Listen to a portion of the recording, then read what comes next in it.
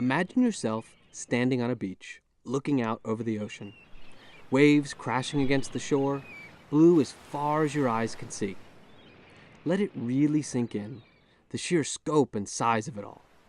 Now, ask yourself, how big is it? How big is the ocean? First thing, we need to understand that there really is only one ocean, consisting of 5 component basins that we call the Pacific, the Atlantic, the Indian, the Arctic, and the Southern.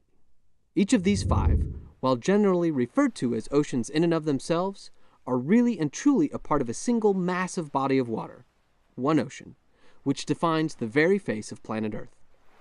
The ocean covers roughly 71% of our planet's surface, some 360 million square kilometers, an area in excess of the size of 36 USAs.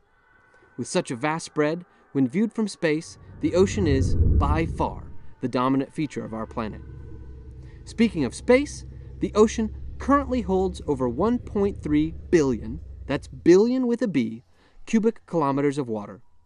Put another way, that's enough water to immerse the entire United States under a body of salt water over 132 kilometers tall, a height well beyond the reach of the highest clouds and extending deep into the upper atmosphere.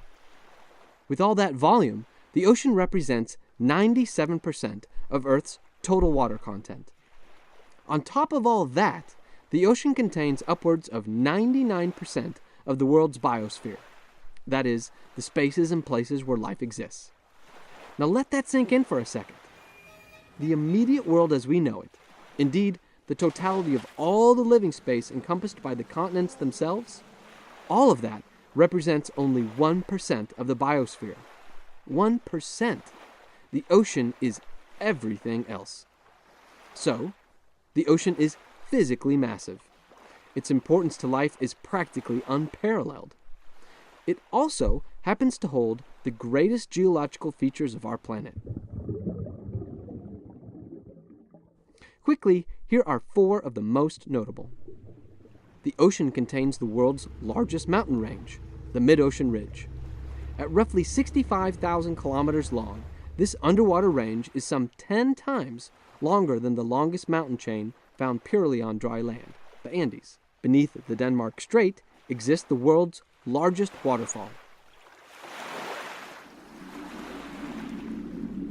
This massive cataract carries roughly 116 times more water per second over its edge than the Congo River's Inga Falls, the largest waterfall by volume on land. The world's tallest mountain is actually found in the ocean, hiding in plain sight. While 4,200 meters of Hawaii's Mauna Kea sit above sea level, its sides plummet beneath the waves for another 5,800 meters. From its snow-covered top to its silt-covered bottom, then, this Hawaiian mountain is roughly 10,000 meters in height, dwarfing tiny Everest's paltry peak by well over a kilometer.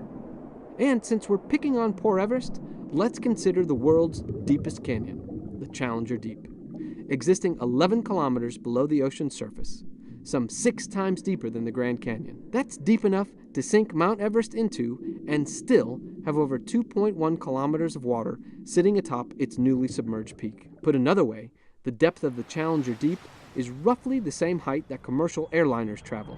So, pretty much however you choose to slice it, the ocean is capital B, capital I, capital G, big.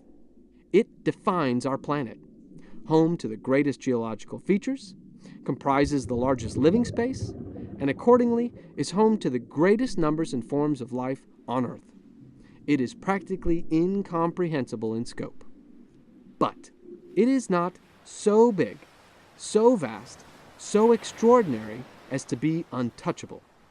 In fact, with roughly 50% of the world's population living within 100 kilometers of a coastline, and with most of the remainder living close enough to lakes, rivers, or swamps, all of which ultimately lead to the ocean, virtually every single person on the planet has the opportunity to influence the general health and nature of the world ocean.